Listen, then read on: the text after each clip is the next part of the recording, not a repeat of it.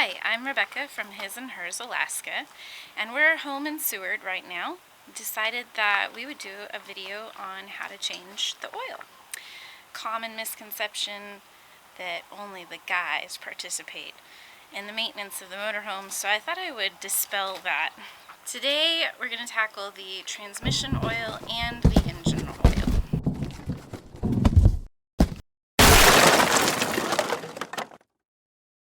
So we're going to start with the engine oil first, and you need a couple of tools. First of all, a set of oil filter grips. You need these in case it's kind of hard to get off, stuck on, that sort of thing. And then secondly, a wrench. This one is a 16 millimeter. I always wear gloves. Ben tries whenever possible to always wear gloves. We use nitrile, just disposable. You can throw them out when you're done. It's not just about keeping your hands clean. Petrochemicals are icky. And your skin is your largest organ. You absorb that into your skin, it causes damage to your body, which I don't like, so I wear gloves. Like all good how-to videos, you need a handsome helper. So here I've picked mine out for the day. Did you want to introduce yourself? My name's Ben, and today I'm at your beck and call. Oh, what are we doing after we change the oil? Lube the chassis? Before you get started underneath the motorhome, you do need to release the vacuum. And so you've got to pull out this engine oil stick. And then over here, okay. Contrary to popular belief, the engine actually is sitting farther back underneath the motorhome. So you might think I'd go in right under here, but I'm actually going to get in behind the wheel and then go under. One thing to consider, we do have the hydraulic leveling jacks up so that there's a little more room to work under there and easier to maneuver around. This is the part I don't really love, getting underneath here. I did grab some cardboard so I can at least stay moderately clean and also not have the gravel digging into my back while we're under here. Okay, so we're gonna undo the drain plug for the engine oil first. Got to make sure that the oil pan is positioned just right. I can now turn it with my hand. You got to be prepared because you are going to get oily when this happens. Now we just have to let it drain out. We're down to a trickle now, so in just a second we're going to get ready to change the oil filter out. You have to move the oil pan over so that it's underneath your oil filter. My hands are covered in oil now, so I'm going to have to use the grips. Okay. Oof. Okay. That's going to drain some oil too. As you can see, oil comes out of here as well. So one of the most important things that you want to do is make sure that you don't double gasket your oil filter. So you have to make sure that it's still attached to the filter and not to the actual engine. You want to put a little bit of oil here, so just take a dabble, go around. See? The rule of thumb is it doesn't need to be on super tight. You just make contact with the adapter up there and then a 3/4 turn past that. So you screw it on until you feel it making contact, and then a 3/4 turn. Never use the wrench to put the oil filter back on. Hopefully you were smart like I was by accident and put the drain plug into the drain pan. Now it's time to put it back in. There we go. Almost there. And this you do tighten down with the wrench. Just needs to be put on tightly. Don't overdo it.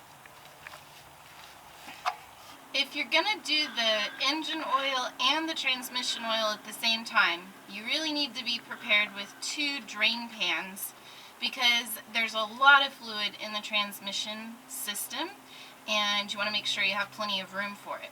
If you're doing this by yourself, make sure that you have the drain pan within easy reach along with a clean set of gloves and some extra paper towels because I've got gravel all over these gloves and I've used up all of my paper towels. Moving on to the transmission oil, we're just going to use an adjustable wrench.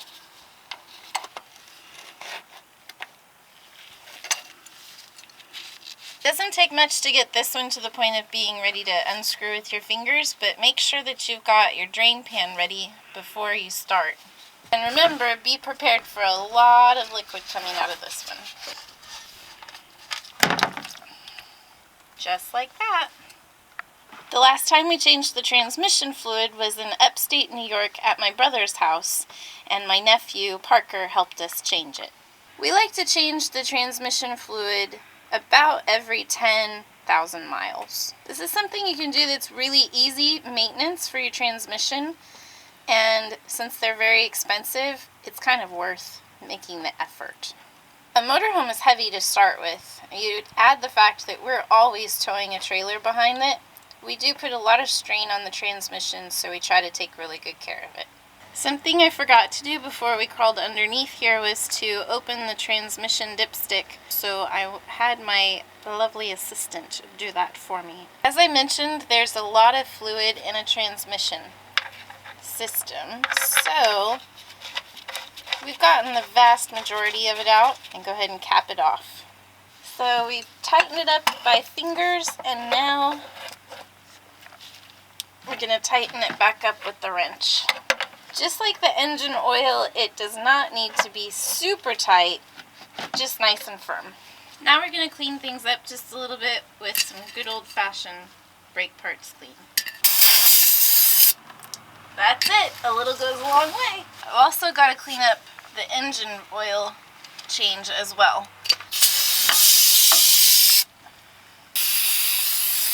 We're almost done, and to the point where we just put the fluids back into the motorhome. So, handy little contraption here, funnel with a long tube. If you go over the top of this little bar, it makes it a lot easier to get it up at an angle so that the fluid goes down more quickly into the engine compartment. We're going to do motor oil first. So this is a lot easier to do if you buy quarts, but it saves money if you buy the gallons. So generally you need an extra set of hands to make this happen. We've changed the oil on this rig enough times to know that it takes 6.5 quarts on the dot.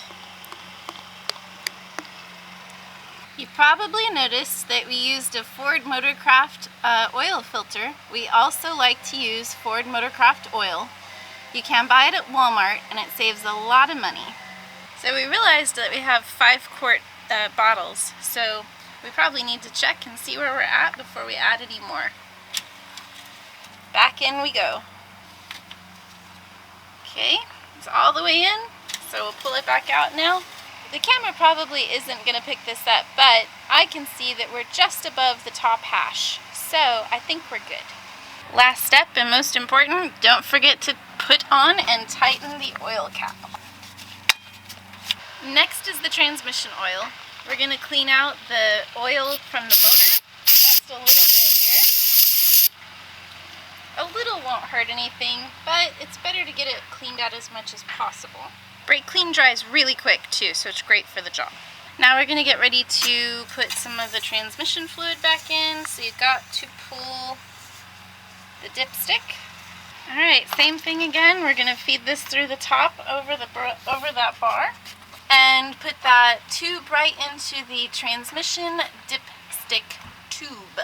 We have an older transmission, and so it just only takes the old ATF. Newer ones take the Mercom 5. Now we're going to start the engine, because you've got to check transmission fluid levels with the engine running. And now, with the engine warmed up, we're halfway between the H and the C, so I think we're in a good place. One final check of engine oil, and it looks like it's right smack in the middle of the hash marks. Alright, well that's all we've got for you now.